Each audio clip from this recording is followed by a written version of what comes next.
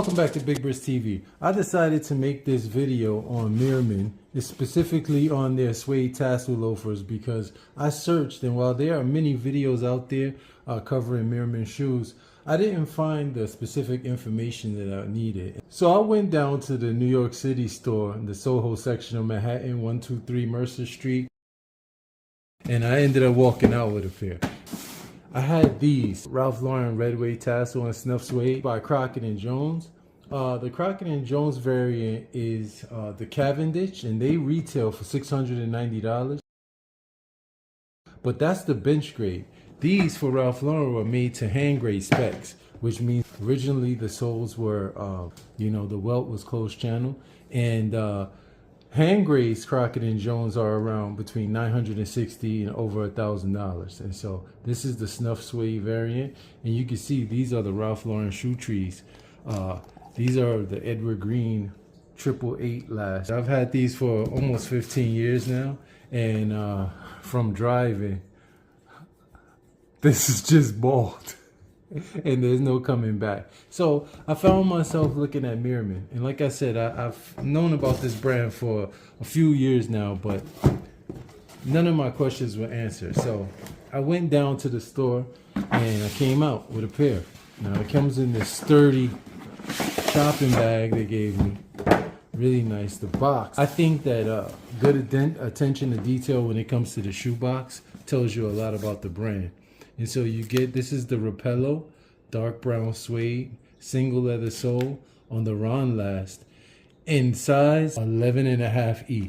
Now, I know you're thinking, Bris, you just showed us you wear a size 13 US, and yes, I do. You don't get the shoehorn, but I took it. These are the, you know what those are. You get one bag, which I really don't use the bags anyway. But it's nice that they at least include the bag. And you open up and here's the shoe, right?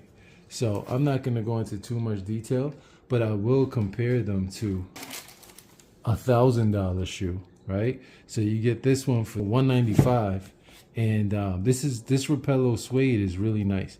You get a full leather sock liner with the leather heel pad. It says Meermin on it. And here there's a little discoloration from the manufacturing process, but that's to be expected from a shoe at this price point. Also on the sole, this mark is from me wearing them in here, but you can see this is a closed channel stitching here, but you can see where the flap was peeled up and then stuck back down. So it's not as finished as some higher end shoes. But that's on the bottom of the shoe. I mean, I'm all for a lickable sole, but I can deal with that at this price point. But the main shock to me and the answer to my question was the way they fit. Now, these things fit like a glove. I went in there and tried them on their carpet, and I walked around. I had been wearing these when I went in there, and I suffer from peripheral neuropathy in my feet.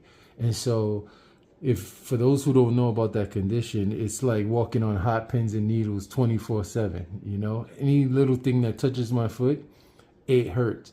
But also, and there's areas where the foot can be numb. So for a shoe enthusiast, that's like, oh man, that's the worst thing that you can have, I guess, barring amputation.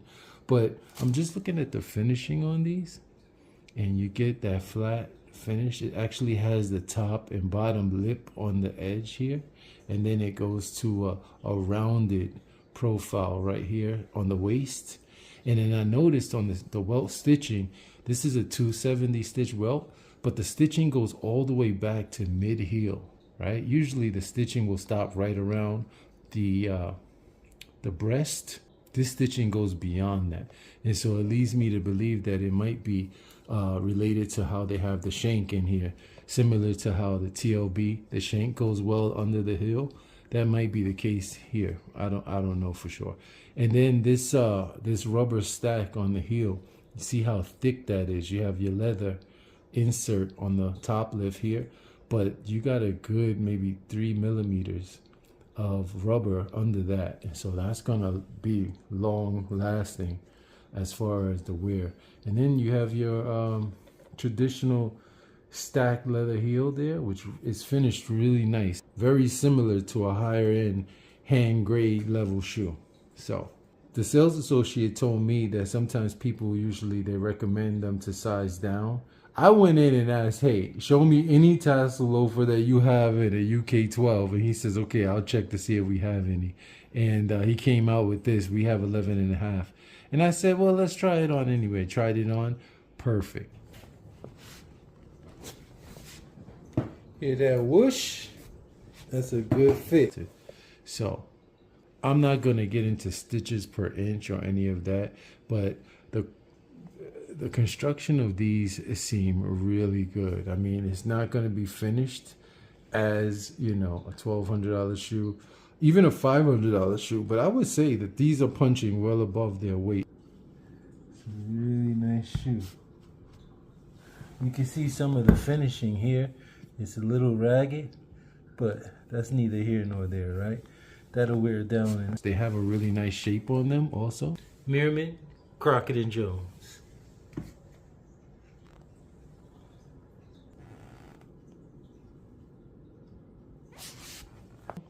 So I would highly recommend Meermin, at least for the tassel loafers.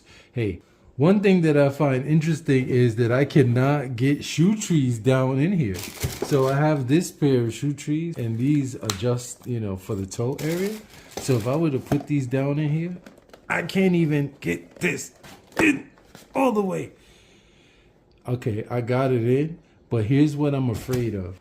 These are actually fitting much bigger, and I suspect that using these shoe trees in here over the years actually stretched the shoe here at the back.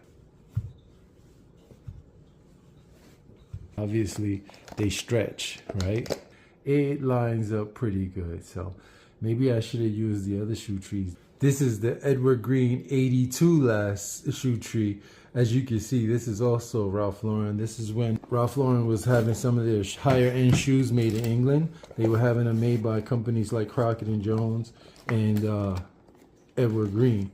So, wow.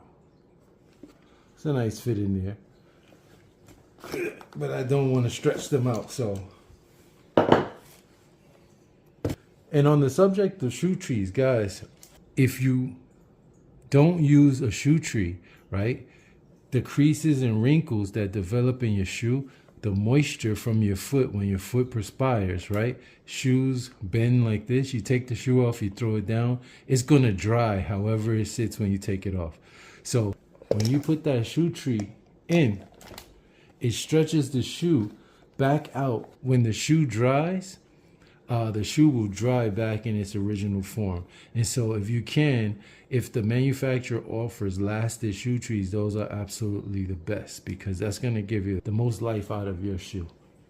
This trunk houses all of my shoe care items, and so yeah, I'm going to want to use a suede brush on this. I have a couple of erasers. I even have some touch-up suede dye in case, you know, suede is really hard wearing, and so I plan on rocking this with my flannels and my tweeds this fall and winter season. You know what? I may be onto something. I actually really big into shoes for years, and I have a whole catalog of shoes, brands from Edward Green, Crockett and Jones to Allen Edmonds. And you know, I have a couple of pairs of shoes on the way. One from Blackbird, I'm really interested in trying that out, and another pair from Yearn Shoemaker. I'm in a unique position, I think, with these shoe reviews because I actually wear a big shoe. So you get more real estate. They gotta use a lot more leather for my big hooves. Hey, if you like what you saw, make sure you hit the thumbs up. If you didn't like what you saw, hit the thumbs up and subscribe. I do things like this all the time on my channel. Go back and check out the videos of me showing